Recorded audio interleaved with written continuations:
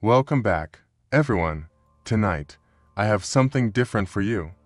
This isn't just any horror story, this is a true, disturbing horror story that happened to me. So, turn off the lights, sit back, and prepare to be unsettled. The video was just someone exploring an old, abandoned house. There was no commentary, just the sound of their breathing and footsteps. But then, about 2 minutes in, something flashed on the screen. I thought it was a trick of the light, but it felt deliberate. I paused, rewound, and watched it again. There it was, a shadowy figure standing in the background, motionless. I couldn't stop. I watched video after video. Each one was similar silent explorations of creepy places, and each one had those fleeting glimpses of shadowy figures. It became an obsession. I started leaving comments, asking if anyone else had seen them. No one ever replied. Then, one night, I got a message. It was from the channel itself. They sent me a link to a live stream and a message that read, "Watch if you dare." I couldn't look away. The live stream was more intense, more real. The person behind the camera seemed to be running, their breathing panicked. And then, I saw it again, the shadowy figure. But this time, it was closer, much closer. I froze. I saw my own face in the reflection. How was that possible? I wasn't there. I was at home, watching this on my phone. I felt a cold chill run down my spine. I tried to turn off my phone, but it wouldn't shut down. The whispering grew louder, and I could feel a presence in the room with me. It was as if the shadows from the videos had followed me. Story number 2. It all started on a lazy Sunday afternoon. I was exploring a local antique shop, looking for something unique to add to my collection. That's when I saw a large, ornate mirror tucked away in the corner. Its frame was intricately carved, and despite the dust, it gleamed with an eerie allure. The shop owner noticed my interest and approached me. He seemed eager to sell it, offering a price that was surprisingly low. I didn't think much of it at the time and decided to buy it. I brought the mirror home and hung it in my living room. It fit perfectly with the decor, and for a few days, everything seemed normal. But then, strange things started happening. It started with small things. I would catch glimpses of movement in the mirror, but when I turned around, nothing was there. At first, I thought it was just my imagination. One night, I heard creaking sounds coming from the living room. I got up to investigate, but everything seemed normal. Still, I couldn't shake the feeling that something was off, and then I saw it. A figure in the mirror. It was faint, almost like a shadow, but unmistakably there. I froze, my heart pounding. I told myself it was just a trick of the light and went back to bed, but sleep eluded me. The next evening, I decided to confront whatever was in the mirror.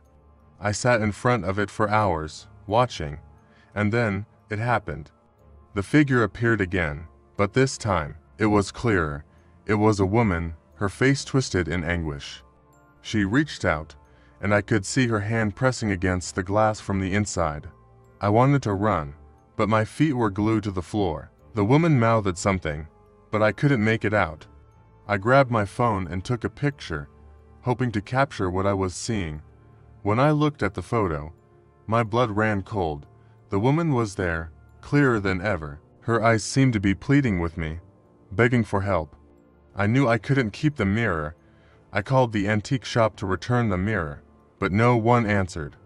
I went back the next day, but the shop was closed, and it looked like it had been abandoned for years. I had no choice but to keep the mirror. The woman spoke. Her voice was a whisper, but I heard it clearly.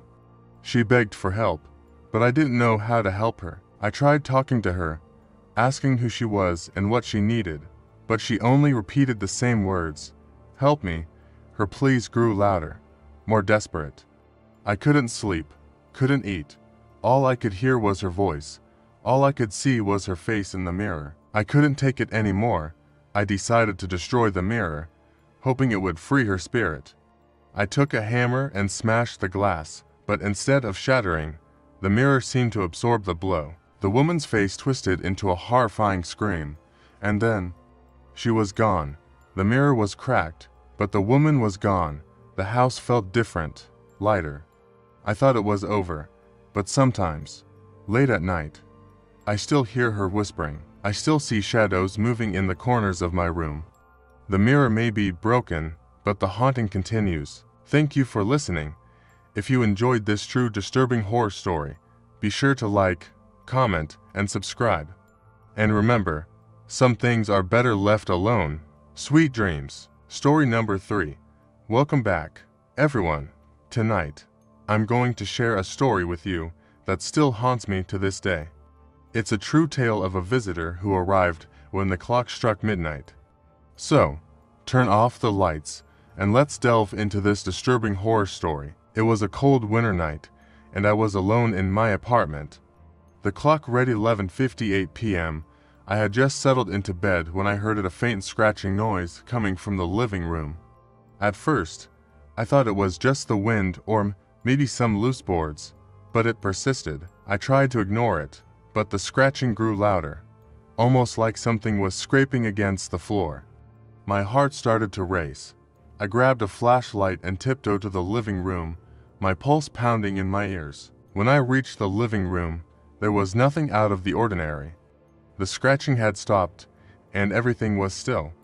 But then, I noticed something strange, a shadow moving just outside the window. It was too quick to be an animal, too deliberate to be the wind. I stared at the window, trying to make sense of what I was seeing. The figure was dark, almost like a silhouette, and it seemed to be staring back at me. My breath caught in my throat. I knew I wasn't alone. I decided to call the police, but before I could dial, the power went out. The room was plunged into darkness, and the only sound was my own heartbeat.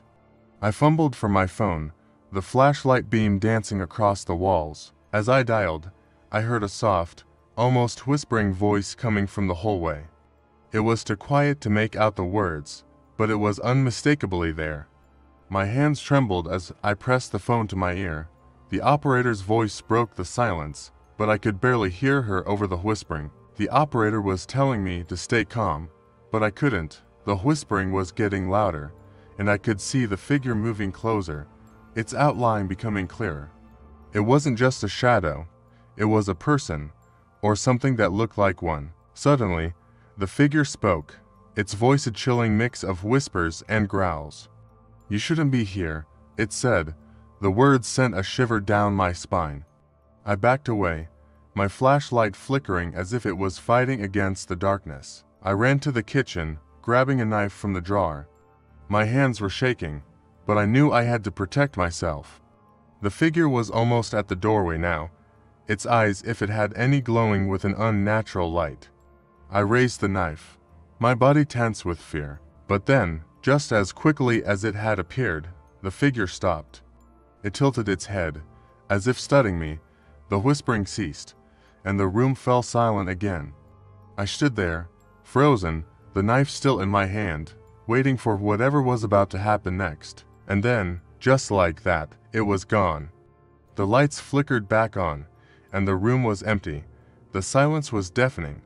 I stood there, the knife still in my hand, my heart pounding in my chest. The police arrived shortly after, but they found nothing, no sign of the figure, no trace of the disturbance.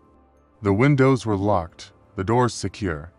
They thought I was imagining things, but I know what I saw. The incident left me shaken. I moved out of that apartment the next day, leaving behind everything. I still don't know who or what that figure was. Sometimes, when the clock strikes midnight, I hear the whispering again. And I know, somewhere out there, the visitor is still waiting. Thank you for listening. If you enjoyed this true disturbing horror story, don't forget to like, comment, and subscribe. And remember, some visitors are not meant to be invited in. Stay safe, and sweet dreams.